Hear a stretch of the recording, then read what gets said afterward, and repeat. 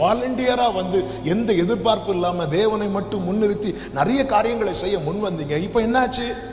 இப்போ அந்த பிரச்சனை இந்த பிரச்சனை, எப்பெல்லாம் நான் இன்வால்வ் ஆகுறேனோ அப்பெல்லாம் ஃபேமிலியில ப்ராப்ளம், அந்த போராட்டம் இந்த போராட்டம். அதனால எதுக்கு பேசாம ஒதுங்கிடுறோமா?